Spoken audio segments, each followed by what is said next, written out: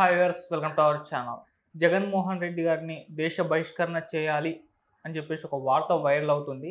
నిజంగా దేశ బహిష్కరణ చేస్తారా? అసలు ఈ న్యూస్ ఏ విధంగా వైరల్ అవుతుంది? ఎవరన్నారు దీన్ని? మరి దేశ బహిష్కరణ చేయాలంటే అసలు ఎటువంటి కండిషన్స్లో చేస్తారు? సో ఇప్పుడు ఇదే అంశం మీద డిస్కస్ చేయడానికి ప్రజెంట్ మనతో పాటు జర్నలిస్ట్ చరణ్ పరిమి గారు ఉన్నారు. వారితో ఒకసారి మాట్లాడదాం. హాయ్ అన్న. హాయ్. సో జగన్మోహన్ రెడ్డి గారిని అయితే దేశ బహిష్కరణ చేయాలి అని ఒక స్టేట్మెంట్ ఇచ్చారు టీడీపీ లీడర్స్.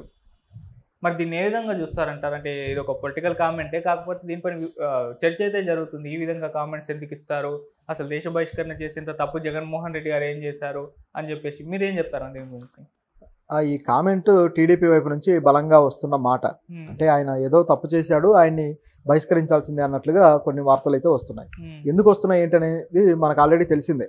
ఈ ఏదైతే తిరుపతి లడ్డు విషయం ఉందో, ఈ విషయాన్ని రోజు రోజుకి దాన్ని చినిపి చాటంత చేశారనమాట. ఇంకా ఇది అవుతూనే ఉంటుంది. ఎప్పుడైతే నిన్న కూడా మనం మాట్లాడుకున్నాం, ఆ తిరుమల పర్యటన జగన్ రద్దు చేసుకున్నాక ఇది ఇంతటితో ఆగేది కాదు, ఇంకా పెరుగుతుంది, పెద్ద వివాదం అవుతుందని నేను నిన్న చెప్పడం జరిగింది, నువ్వు ఆల్రెడీ అడిగినప్పుడు. అది అనుకున్నట్టుగానే అయింది. మనం ఏదైతే ఊహించామో అదే అయింది.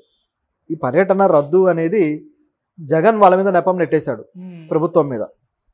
అంటే ప్రభుత్వం నాకు నోటీసులు ఇచ్చింది, మీరు రావడానికి వీల్లేదని నోటీసులు ఇచ్చింది, కాబట్టే నేను ఆగిపోయాను అని చెప్పేసి ఆయన అన్నాడు.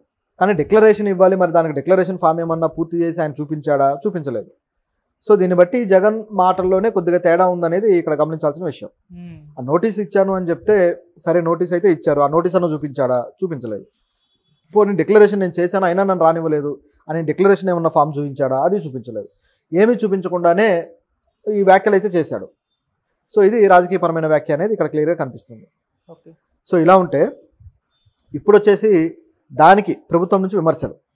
ఎందుకంటే ఇప్పుడు ఆయన వ్యాఖ్యల్లో ఏది కూడా ప్రూఫ్తో లేదు కాబట్టి దాన్ని కరెక్ట్గా పట్టుకున్నారు వీళ్ళు. ఎటువంటి అవకాశం జగన్కి ఇవ్వలేదు. ఇక చంద్రబాబు గారు ఇంకా వ్యంగ్యంగా మాట్లాడుతూ, మేము నోటీసులు ఇచ్చామా, ఏది చూపించు అన్నారు. ఈయన ఏం చూపిస్తాడు? ఉంటే కదా చూపించడానికి, నోటీసులు ఇవ్వలేదని క్లియర్ అక్కడ. రెండోది వచ్చేసి హోమ్ మినిస్టర్ అనిత గారు, ఆవిడ ఈ వ్యాఖ్యలు చేశారు, దేశ బహిష్కరణ వ్యాఖ్యలు.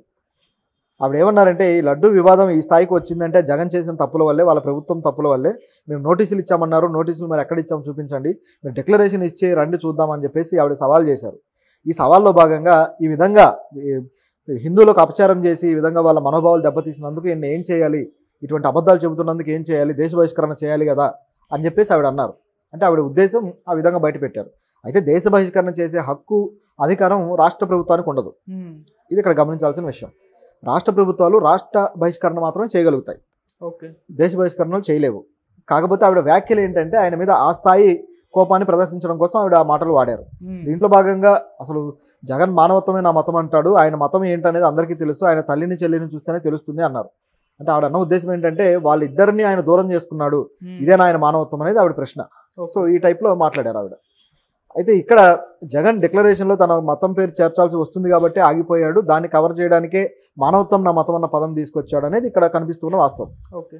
అయితే దీంట్లో ఆవిడ చేసిన వ్యాఖ్యలు, జగన్కి దేశ బహిష్కరణ అనే వ్యాఖ్యలు ఇప్పుడు వైసీపీ శ్రేణిలో బాగా హర్ట్ చేస్తున్నాయి. సో వాళ్ళు తిరిగి కౌంటర్ వేయడానికి ప్రయత్నిస్తూ వస్తున్నారు అనమాట.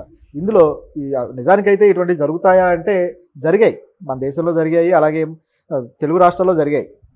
గతంలో కత్తి మహేష్ గారు ప్రభుత్వాన్ని విమర్శిస్తున్నారో లేకపోతే వేరే కొన్ని హేతుబద్ధమైన ఆలోచనలతో విమర్శలు చేసినప్పుడు ఆయన ఏం చేశారంటే, తెలంగాణ ప్రభుత్వమే కేసీఆర్ గారు ఉన్నప్పుడు ఆయన్ని నగర బహిష్కరణ చేశారు. నగర బహిష్కరణ చేసి ఏం చేశారు, నగర బహిష్కరణ కూడా రాష్ట్ర బహిష్కరణలాగా తయారైంది. అది తీసుకెళ్లి విజయవాడలో వదిలిపెట్టారు. మీరు మళ్ళీ ఆ బహిష్కరణ అయిపోయేంత వరకు రావద్దు అని చెప్పేసి 100 రోజులో 110 రోజులో బహిష్కరించడం జరిగింది. ఆ తర్వాత ఆయన మళ్ళీ ఇక్కడికి అడుగుపెట్టాడు, హైదరాబాద్కి, కత్తి మహేష్ గారు. అంటే ప్రభుత్వాలు ప్రశ్నల్ని తట్టుకోలేక అసలు భరించలేని పరిస్థితికి వచ్చిన పరిస్థితుల్లో ఇలాంటివి చేస్తుంటారు. ఇది గమనించాల్సిన విషయం. అంటే ఆ కేసులో అయితే అదే జరిగింది. ఓకే. అంటే అధికారం ఉన్నప్పుడు మనం ఏమైనా చేయొచ్చు అనుకునే వాళ్ళు ఈ పద్ధతుల్లో వెళ్తారనమాట. ప్రజాస్వామ్య దేశంలో అసలు బహిష్కరణలు ఏంటి? నిజానికైతే అటువంటివి ఉండవు, మరీ సంఘ విద్రోహ శక్తిగా ఉంటే తప్ప. కానీ ప్రభుత్వాన్ని క్వశ్చన్ చేస్తే బహిష్కరణలు అనేవి ఫూలిష్నెస్. ఇటువంటివి జాతీయ స్థాయిలో కూడా గమనిస్తే ఒక నాయకుడు, ఒక మత నాయకుడు ఒక ఛానల్లో మాట్లాడుతూ ఉండేవాడు అనమాట.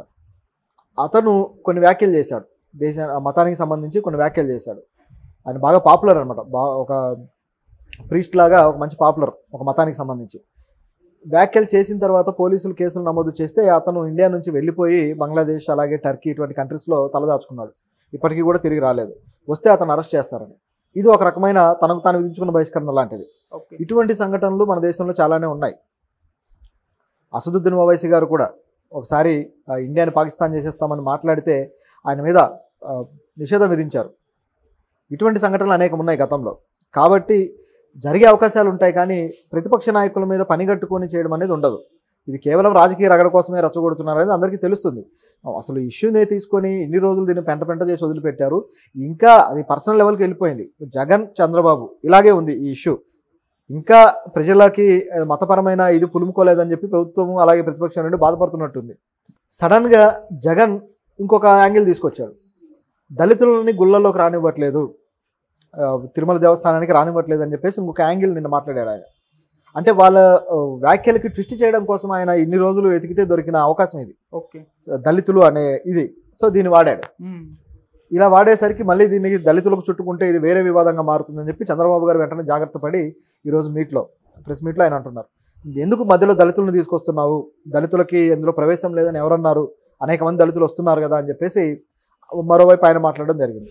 ఇట్లా వాళ్ళకి అవకాశం ఉన్నంత వరకు మతాన్ని లాగటము, దళితులని లాగటము, లేకపోతే కులాన్ని లాగటము, అవకాశం ఉన్నంత వరకు మతాన్ని తీసుకొచ్చేసి ఈ ఇష్యూ మొత్తాన్ని కూడా చాలా వరకు భ్రష్టు పట్టించారు. నిజం చెప్పాలంటే ప్రజలందరూ ఆశిస్తున్నది ఒకటి, ఆ సిట్టు వేశారు, ఇక నోరు మూసుకొని ఉండొచ్చు కదా, దాని మీద తీర్పేదో వస్తుంది కదా. కేవలం రెచ్చగొట్టే యాంగిల్లో తప్ప ఇది మరొక యాంగిల్లో వెళ్ళట్లేదు. ఇది ఖచ్చితంగా ఖండించాల్సిన విషయమే. ప్రమాదకరం కూడా.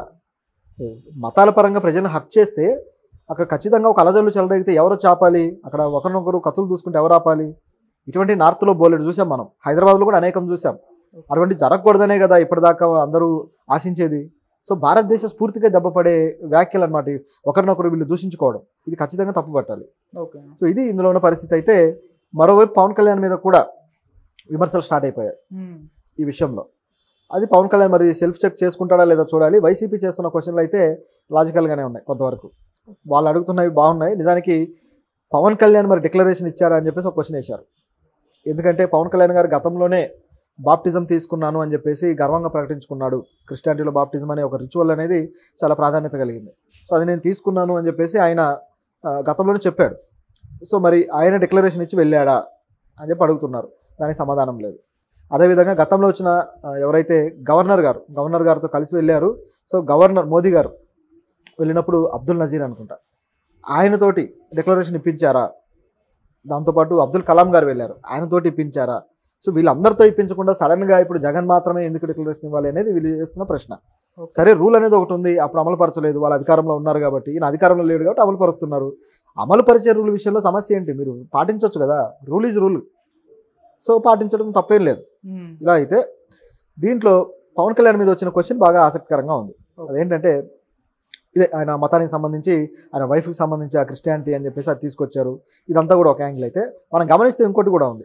సనాతన ధర్మానికి నేను ప్రతినిధిని, లేకపోతే మేము ధర్మాన్ని కాపాడుకుంటాం, ధర్మం కోసం చచ్చిపోతానన్న పవన్ కళ్యాణ్ గారు ఆయన రెండో కొడుకు పెట్టిన పేరు, ఆ పేరు అనేది మీరు చూడండి ఒకసారి, మార్క్ శంకర్ పవనోవిచ్. చూస్తే వీళ్ళ మొత్తం అందరి పేర్లు చూస్తే నాకు ఆశ్చర్యంగా అనిపించింది. అఖిరానందన్ వచ్చేసి ఒక జపనీస్ డైరెక్టర్ పేరు నుంచి తీసుకొని పెట్టాడు, అది ఓకే, ఆయన అభిమానం. అకిరా కురోసావా పేరు నుంచి పెట్టాడు.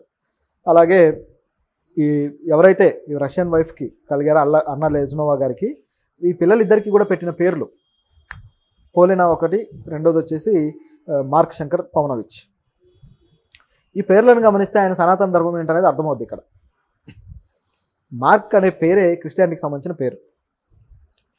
నిజానికి బైబిల్ చాప్టర్స్ రాసిన వాళ్ళు ఆయన కూడా ఒకరు. సో ఈ పేరును మరి కొడుకు ఎందుకు పెట్టారు? వాళ్ళు చర్చికి వెళ్తారు, అది కూడా తెలుసు. మరి ఏది ఆయన సనాతన ధర్మం? ఆయన పెట్టిన పేరే కదా, తనకైతే తన పేరు పెట్టుకోడుగా.